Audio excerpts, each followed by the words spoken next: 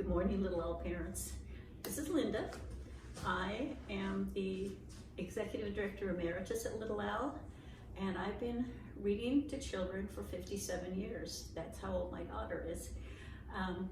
What I want to share with you is my passion for books and hopefully guide you on seeing what a valuable asset it is to have that bonding time with your child, and also to enjoy the wonder of having a conversation while you're reading a book. Books should never be just picked up randomly and given to a child. If you don't enjoy the book, they're not going to enjoy it. If you don't feel passionate about the book, they're not going to like it. And I also think it's okay to let kids follow their own interests, particularly as early readers. If they want to read Captain Underpants or a graphic novel, hooray, as long as they're reading. But when they're younger, I think it's so important that we offer them literature that is quality literature, that has the ability to broaden their world, to let them see other cultures, other ways of life, to let them see empathy, to let them see the universality of humankind. So this is going to be our first journey together. I'm going to let you know that every month we have a display downstairs. We don't do theme months. We don't do, oh, this is the month, although I have a lot of Native American books featured. I'm going to have those books available and in the classrooms for all year long. If we're talking about another culture, a season, we're going to make sure that those things are available for children every day. It's not just a one-time thing. That being said, before we even start about books, I wonder how many of you tell stories to children. When I was a little girl, my grandmother made up stories while I was taking naps, and those stories are still with me. 75 years, and they're still with me. And I'm hoping that you're telling the stories of your family. Many of us were fortunate enough to grow up with an extended family around us. It's a little harder these days. People are more spread apart. So I'm hoping that in these kind of talks, we can make sure that you are sharing your story. Kids love to hear about the goofy things you did when you were a child, or that your grandma did, or your grandpa, crazy Uncle Henry, you know, whoever you want to bring into your stories. Those are valuable. Those are giving kids roots, and then they can get their wings. They can hear their story, and then they're more open to other people's stories. Native Americans traditionally have had, oh, and I have to preface this with, this is one of my big passions because I was a student at Cal State Long Beach, and anthropology was my major. So with a speciality in Native American studies. So I'm really hoping that we can talk about this in an honorable way. I also believe children need to have truth in their lives. I wasn't aware of some of the darker sides of our history until I was in college. And I like to tell children truths that are age appropriate, but that don't give them a mythology, that give them the real truth of our country, of other things that are going on, social justice issues.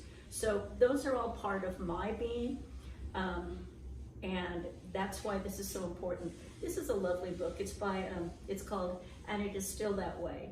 This is not a book for children per se. I have a little note in it for my teachers. It's written by Byrd Baylor. Well, actually, it's compiled by Byrd Baylor. And Byrd Baylor is a very prolific author. I have a lot of their books, and I will share one of them with you in a minute. But Byrd Baylor went to children that were in schools in primarily the Southwest, or the Southwest, the Arizona, Nevada, some California, people who lived in the deserts primarily. And he went and the children were compiling their own stories of stories they had been told by their families. In it, I have a little card for my teachers. Teachers, please read the entire introduction chapter so you can share this information with the children. It is the real traditions behind the Southwest Native Americans storytelling culture. I also have some storytelling dolls. I have quite a collection of these. This is from the Pueblo culture, as is this. This is a treasure of mine. And this is from the Hopi culture. What you see, very often it's a woman, but in Native American storytelling and in storytelling of indigenous peoples around the world, it can be anyone. But what you see is not just a person telling these children's stories, but the bonding that's happening, giving stories to everyone. There are some rules about this according to Native American culture. These stories should never be told in the summer. In Native American cultures, these stories are saved for the winter.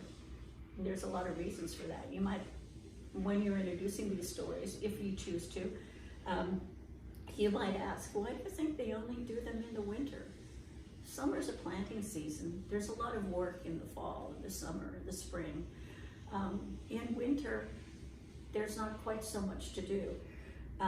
So the Arizona Indians don't tell their stories in the summer because the old people say that the snakes come out and they don't like the stories and they might come and bite the storytellers. So the stories are saved for winter when the snakes are sleeping. Now, this isn't a hard rule, but also these stories sometimes went on for 3 or 4 days. They were histories of that tribe's culture. Some of them are really short. The ones in here are some of them are just a paragraph. But you'll notice that in Indian magic, there's a lot of things about nature. There's a lot of things about how these cultures view their own creation. And Indians say no one is supposed to fall asleep while the storyteller is speaking. In the old days, even the littlest children had to pay attention to every word that the storyteller would say. That isn't going to happen with the real world, but this was the tradition that happened for many years. So it used to be that whenever the storyteller would pause for a moment, would look at the people listening, the people needed to respond. So by having those kind of stops and pauses, the audience was telling the storyteller, the children and the adults were telling the storyteller, I'm listening, go on. So I'm going to tell you a story, and all the little stories in here are very short, very short. They're told by children to Bird Baylor. This was told by a 7-year-old girl from Arizona, from Phoenix, and I think it's important to emphasize is these are children that are modern children. They're the same age as you and I. They still live, they still exist. And she told this story that she heard when she was 4 years old. Her grandfather told it to her. And it's called Why Dogs Sniff. In the old times, all the dogs in the village decided they wanted to have a celebration, a dance. So they all gathered in the cornfields, all the dogs from all around. And they hung up their tails so they wouldn't be in the way because they wanted to dance. So they each took off their tails and they hung them on the corn plants all around their dancing area. And they danced and they told stories and they had so much fun. But all of a sudden, they heard a sound way over on the other side of the field, and it frightened them. They were in such a hurry to get away from that they just grabbed any tail and they ran back to their villages. And so to this day, that is why dogs go around sniffing each other's tails, trying to find their own tail. It's a very short one.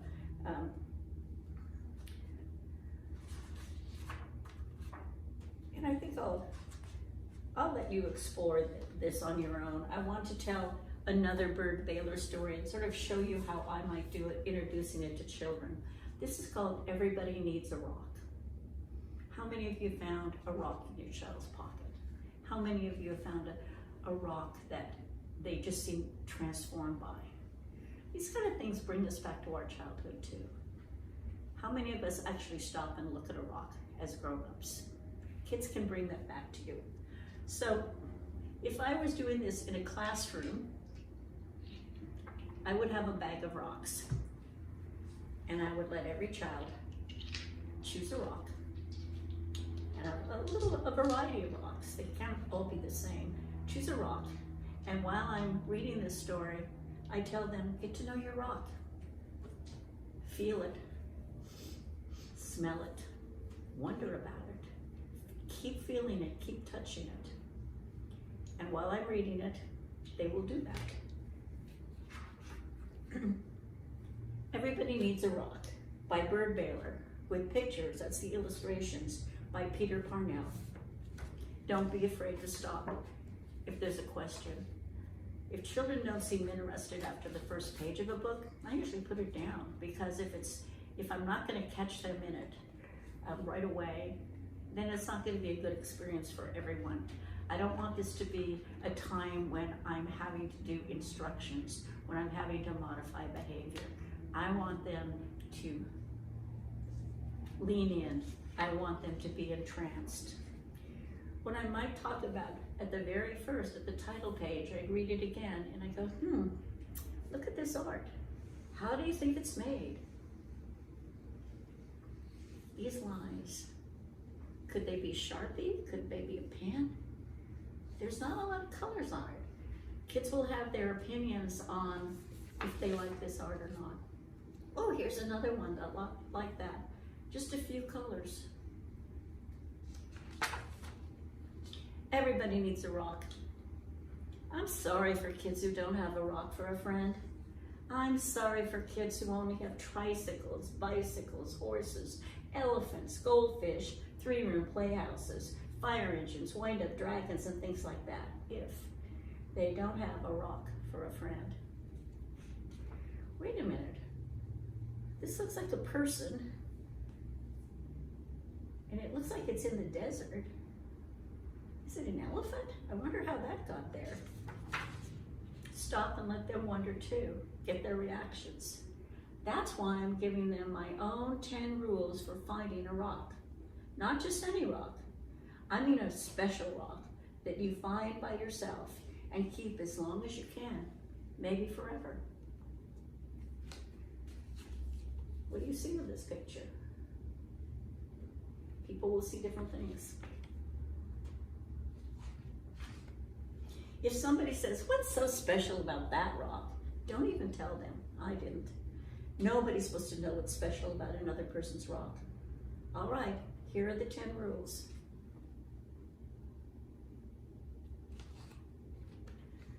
Oops, went to rule number 2. Rule number 1, if you can, go to a mountain that's made out of nothing but 100 million small, shiny, beautiful, roundish rocks. But if you can't, any place will do. Even an alley, even a sandy road. More of those thin lines, but you can sort of see the shape of a person, huh? Rule number 2, when you're looking at rocks, don't let mothers or fathers or sisters or brothers or even best friends talk to you. You should choose a rock when everything is quiet. Don't let the dogs bark at you or the bees buzz at you. But if they do, don't worry. The worst thing you can do rock hunting is be worried. Rule number 3, bend over. Even more. You may have to sit on the ground with your head almost touching the earth. You have to look a rock right in the eye. Otherwise, don't blame me if you can't find a good one. Rule number 4, don't get a rock that's too big. You'll always be sorry. It won't fit your hand right. It won't fit in your pocket. A rock as big as an apple is too big. A rock as big as a horse is much too big. There's going to be some conversation about that page. Enjoy it. Oh, wait. Do you see a horse in this picture? I do.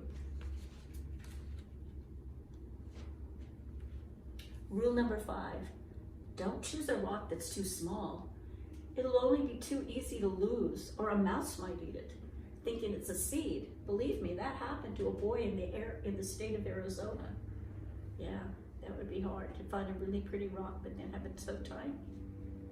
I wonder if this is a mouse. Wow, that is a tiny rock.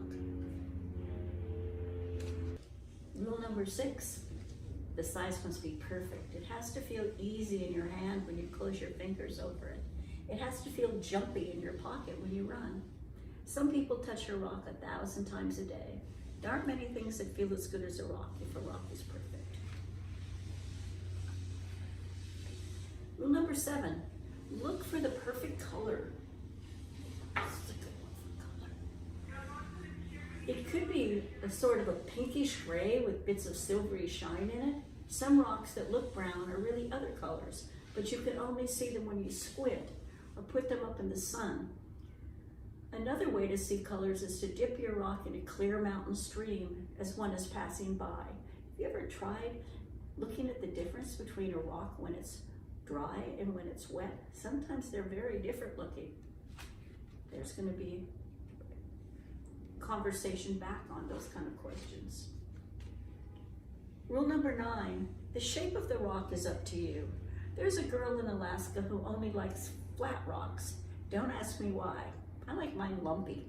The things to remember about shapes is this: any rock looks good with 100 other rocks around it on a hill.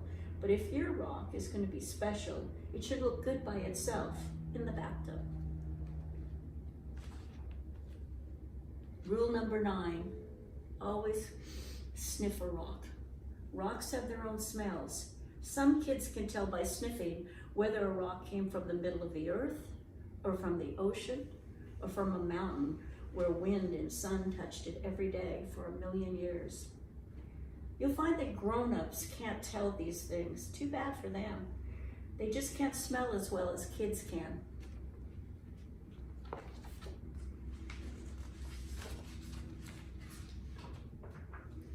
Rule number 10, don't ask anybody to help you choose. I've seen a lizard pick one rock out of a desert full of rocks and go sit there alone. I've seen a snail pass up 20 rocks and spend all day getting to the one it wanted. You have to make up your own mind. You'll know. All right, that's the 10 rules. If you think of any more, you can write them down yourself. I'm going to go out and play a game that takes just me and one rock to play. And I happen to have that rock right here in my hand. Now, that's the end of the story, but if I was with a group of children, I would then take all their rocks and I would put them in a basket, a beautiful Native American woven basket, and I would hold it up. And I would have the children come and find their rock. And 9 times out of 10, they can find it. And that's how you build relationships with rocks and children. Now, these storyteller dolls are special to me. The other thing that I want to especially emphasize in November, when we are focusing on Native Americans, indigenous people, is telling real stories. And also, sometimes children have this illusion that when you tell stories about Native Americans, Indians, that it was all in the past. And they do have a rich past. Many of the Native Americans in our country have been here for 12,000 years. They have a lot of history. So I can share nonfiction books with them. I'm not gonna sit down and read this long book, but when I bring out my storyteller dolls and we look at all the different things that people do, you'll see that they always have open mouths. This is storytelling dolls from India. The same kind of a concept. This tells about the different types of dolls, storyteller animals. So this is just a good book to look at all the differences. What do they see? Last month we were talking about lines and shapes.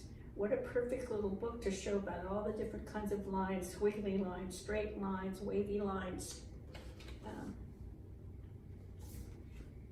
So to go with that though, this might be a lead-in. All of our children are comfortable with clay. This might be a lead-in to, as they get older and have more experience, making their own storyteller dolls. And there are books that tell of a family that lives in modern times.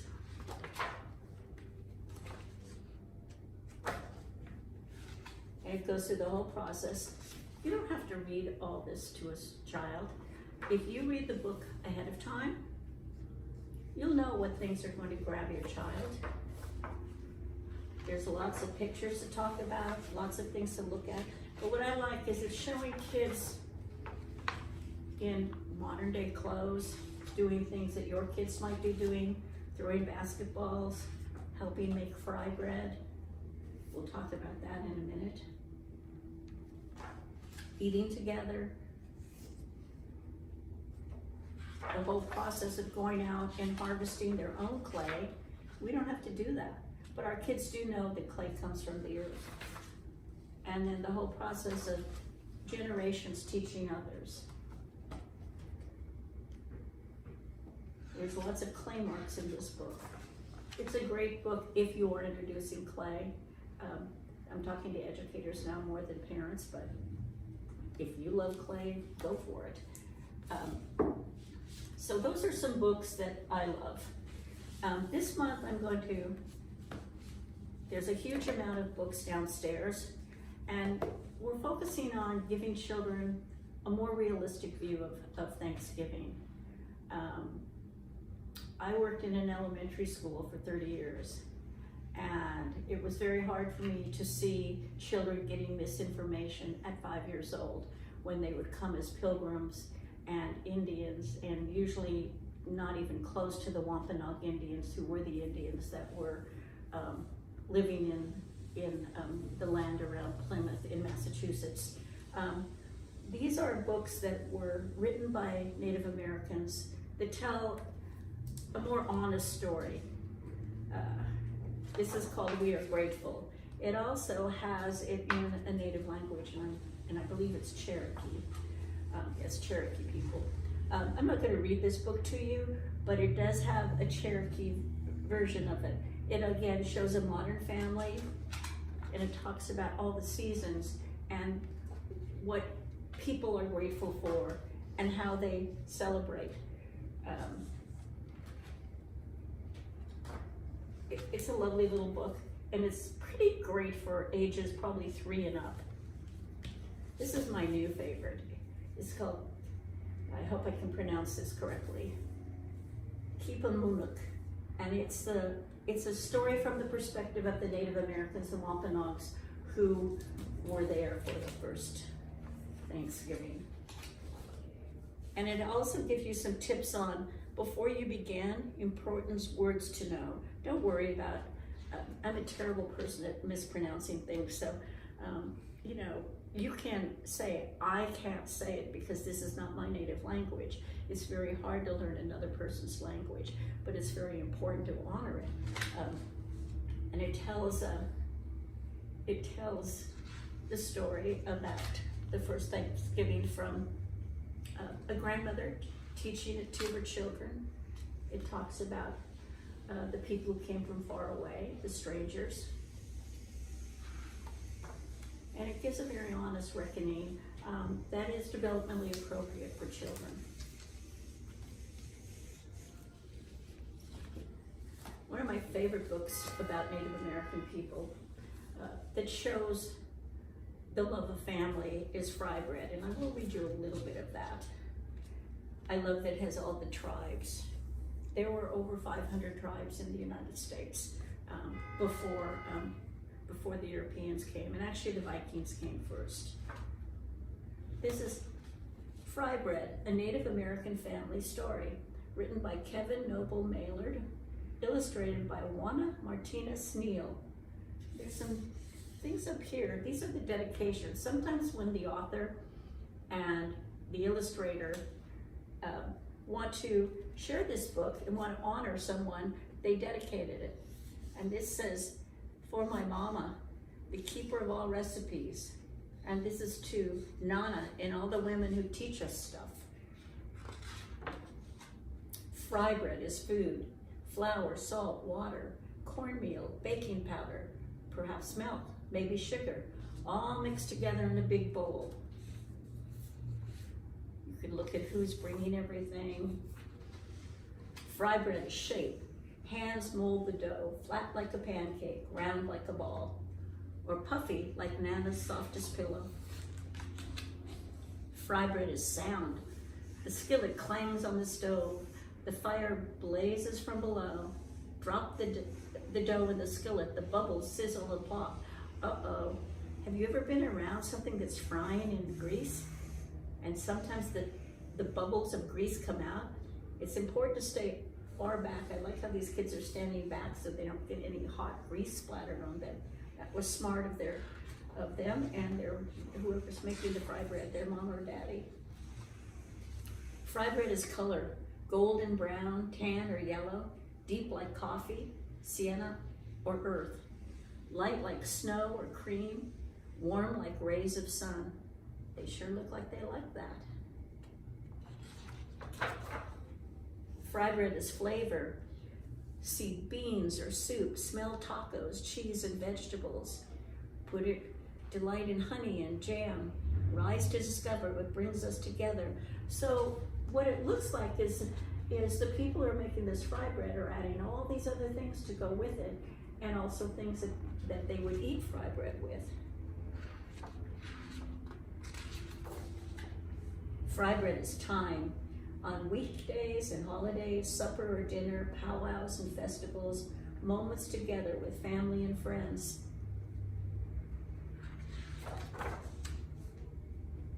Fry bread is art. Sculpture, landscaping, portrait, our daily craft shared from teacher to student, a cycle of heritage and fortune. I'm seeing people do some art in here. What do you see? One thing I do know about Native Americans is they are very good basket weavers. And it looks like some people are making dolls.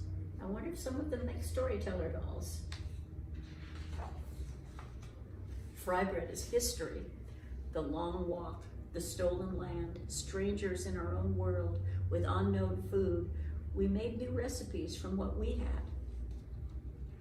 had.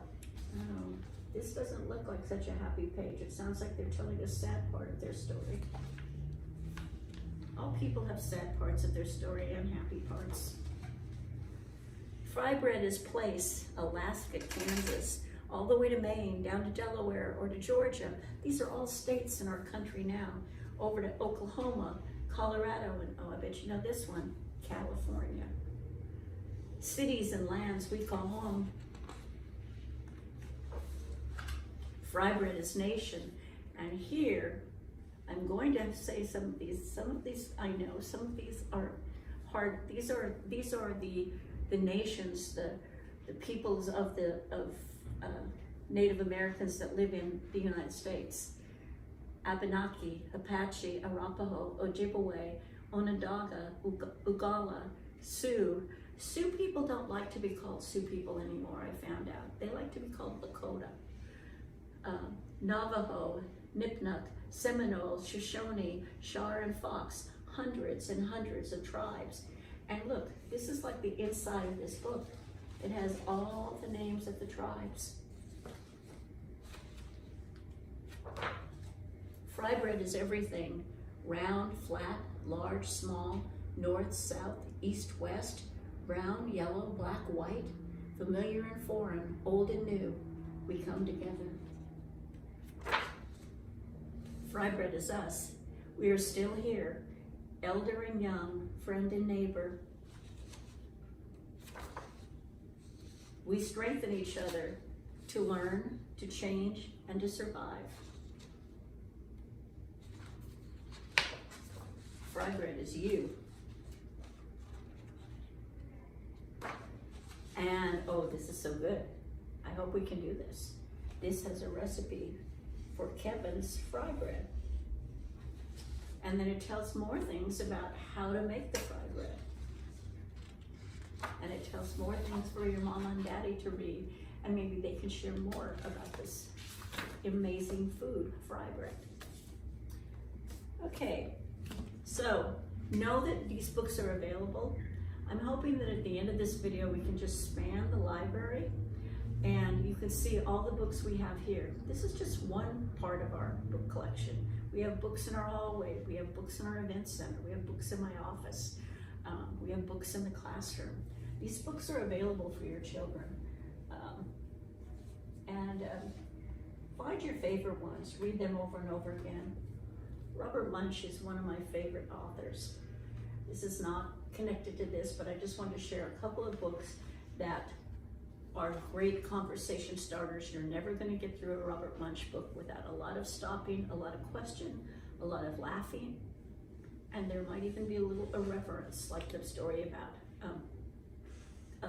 Good People Don't, and that's a story about farting.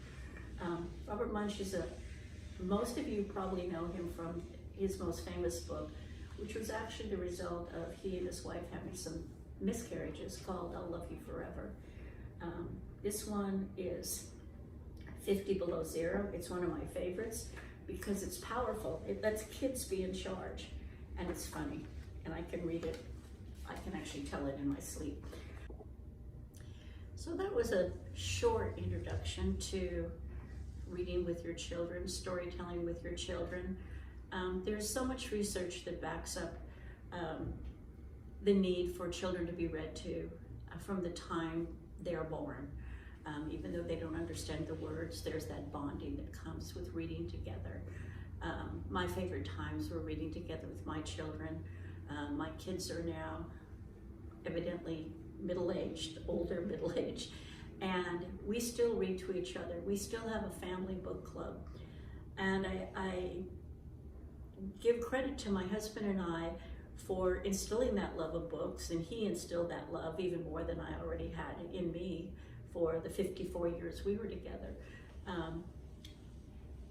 What that research tells you is that children who are exposed to parents who read to them, even when they can read on their own,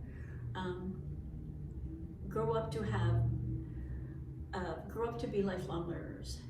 They have a better chance, even if they're later readers, they can understand, they have vocabulary, they have knowledge of the world that will stay with them forever. Einstein said, what can I do to make my child bright? And he said, read them fairy tales. And then the woman he was speaking to said, well, when I've read them fairy tales, what else can I do? Read them more fairy tales. The fairy tales are a part of my passion too, and why is it shows problem solving. It shows the magic of numbers. It shows things that small people usually are figuring out ways to live in the world and survive.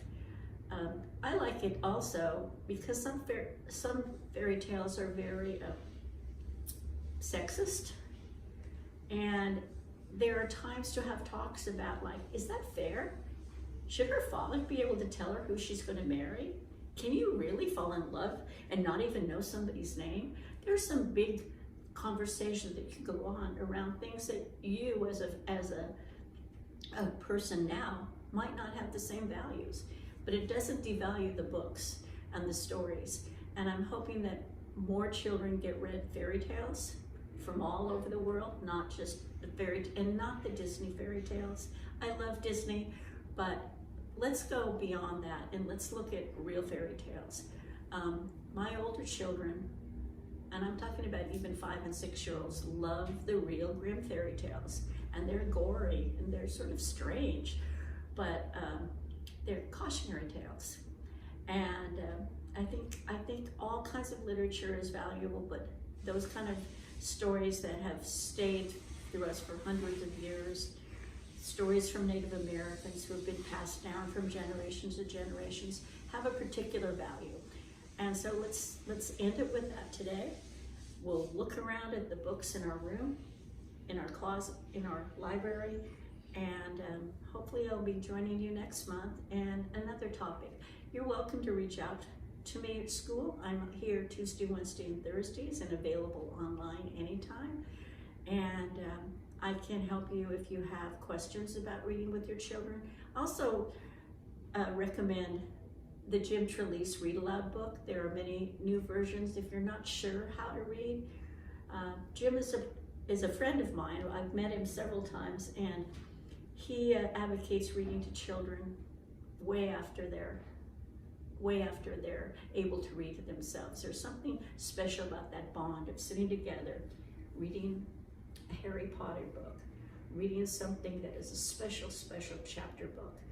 And whether it's sitting on a person's bed, sitting next to each other on a cozy couch, and not just in the winter like the Native Americans do. Read every day. Thanks, bye.